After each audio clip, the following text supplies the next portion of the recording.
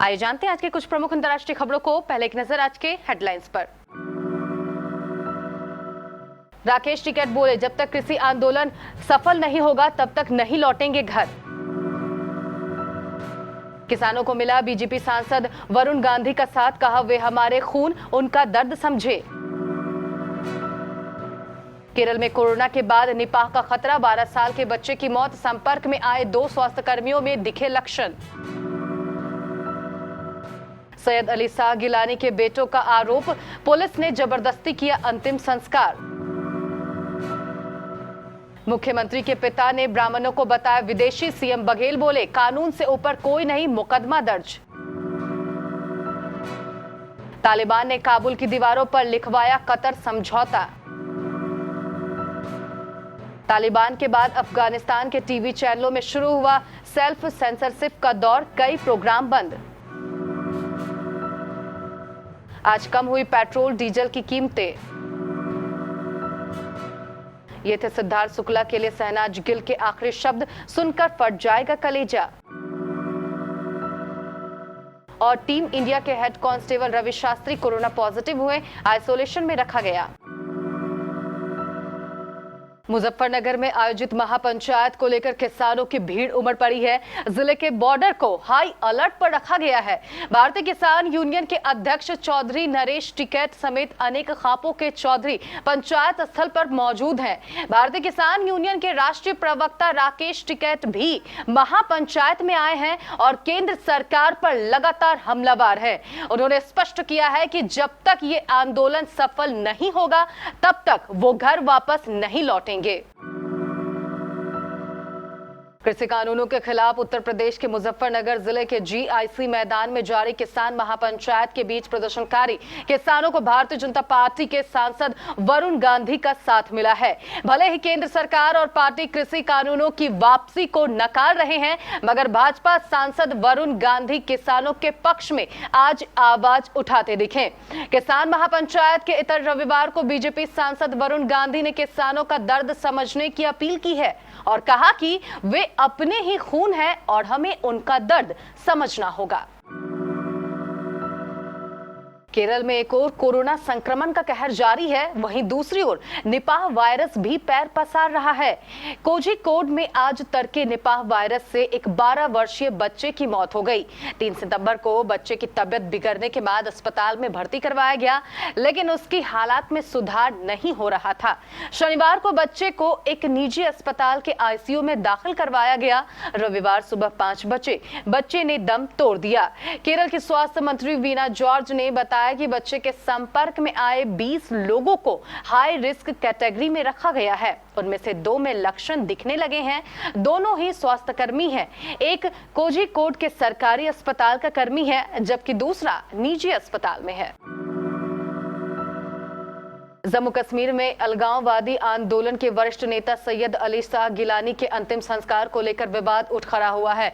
92 वर्षीय गिलानी का निधन 1 सितंबर की रात को हुआ था और 2 सितंबर तड़के उनका अंतिम संस्कार कर दिया गया।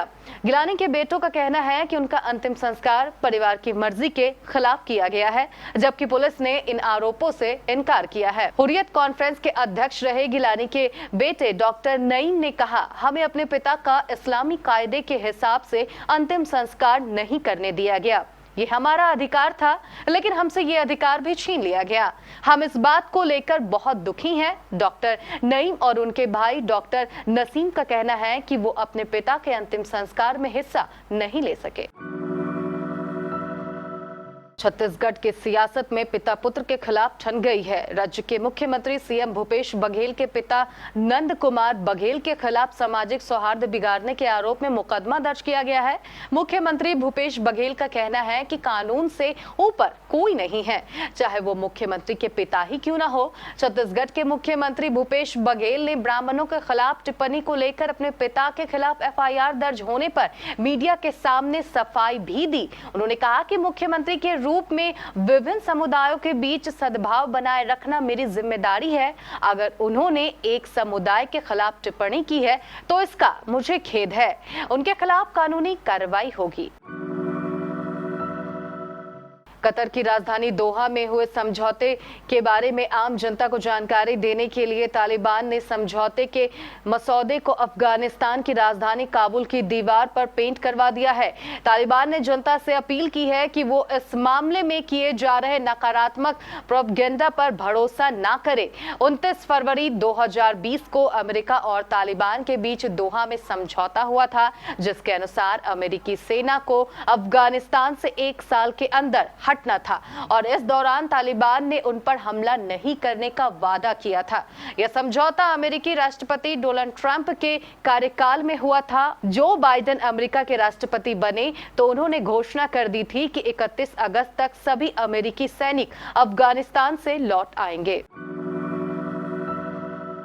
अफगानिस्तान में तालिबान के आने के बाद टीवी चैनलों में एक बड़ा बदलाव आ चुका है। यह बदलाव जाहिर तौर पर तालिबान के डर की वजह से आया है। यही वजह है कि मीडिया में काम करने वाली महिलाओं के लिए अब यहां के दरवाजे बंद हो चुके हैं। वहीं दूसरी तरफ टीवी चैनलों ने रोमांटिक सीरियल या दूसरे प्रोग्राम दिखाने बंद कर दिए हैं। इसकी जगह अब धार्मिक कार्यक्रमों और तालिबान के हक वाले प्रोग्राम्स ने ले लिया है। ऐसा नहीं है कि तालिबान ने इस तरह का कोई फरमान जारी किया है, बल्कि ये सेंसर सिर्फ खुद टीवी चैनलों ने ही लगाई है। तालिबान के आने के बाद उन्होंने स्वैच्छिक आधार पर रोमांटिक नाटकों, सीरियलों और संगीत कार्यक्रमों का प्रसारण पूरी तरह बंद कर दिया है। आज देश में पेट्रोल और डीजल के दाम में मामूली गिरावट दर्ज की गई है। बता दें कि इस साल पेट्रोल और डीजल की कीमतों में भारी बढ़ोतरी देखने को मिली है, लेकिन आज सरकारी तेल कंपनियों ने पेट्रोल और डीजल के दामों में 15 पैसे प्रति लीटर की कमी की है। इंडियन ऑयल के मुताबिक पेट्रोल के दामों में 15 पैसे की कमी के साथ ये इसकी दिल्ली में कीमतें 101 रुपए 9 पैसे प्रति लीटर हो गई है। वहीं डीजल की कीमतों में भी 15 पैसे की कमी देखी गई है और यह राजधानी दिल्ली में 88 रुपए 62 पैसे प्रति लीटर बिक रहा है। वहीं आर्थिक राजधानी मुंबई में पेट्रोल की कीमतों में 13 पैसों की कमी देखने को मिली है और यहां 107 रुपए 26 पैसे प्रति लीटर बिक रहा है। वहीं डीजल 96 रुपए 19 पैसे प्रति लीटर बिक रहा है। Famous TV actor Siddharth Shukla का गुरुवार 2 सितंबर को 40 साल की उम्र में निधन हो गया। बताया जा रहा है कि उनकी मौत हार्ट अटैक से हुई। सिद्धार्थ की मौत से टीवी इंडस्ट्री में शोक की लहर है। हर कोई अपने चहीते सितारे को अपने अपने तरीके से उन्हें श्रद्धांजलि दे रहा है। इसी बीच सिद्धार्थ की अंतिम यात्रा में शामिल होने गई एक्ट्रेस संभावना सेठ ने शहनाज गिल को लेकर बड़ा खुलासा किया है। एक इंटरव्यू के दौरान संभावना ने बताया कि सिद्धार्थ की मौत के बाद से शहनाज की हालत बेहद खराब है। वो बार-बार सिद्धार्थ का नाम ले रही है। सिद्धार्थ के अंतिम संस्कार से पहले शहनाज ने सिद्धार्थ को मेरा बच्चा कहा था। सिद्धार्थ के जाने से शहनाज बेहद टूट चुकी है और उनका रो रो कर बुरा हाल है। संभावना ने बताया कि अंतिम संस्कार के दौरान शहनाज घुटनों के बल बैठ गई और फूट फूट कर रोने लगी। संभावना ने बताया कि शहनाज को इस बुरे वक्त से गुजरने में काफी वक्त लगेगा। उन्होंने कहा कि टीवी का हर सितारा सिद्धार्थ को नम आंखों से श्रद्धांजलि दे रहा है। भारत के head coach Ravi Shastri corona positive निकले हैं। उन्हें फिलहाल आइसोलेशन में रखा गया है। उनके साथ 3 स्टाफ मेंबर को भी आइसोलेशन में रखा गया है। बीसीसीआई की मेडिकल टीम ने Ravi Shastri, bowling coach B Arun, fielding को आर श्रीधर, फिजियोथेरेपिस्ट नितिन पटेल को एहतियात के तौर पर आइसोलेशन में रखा है।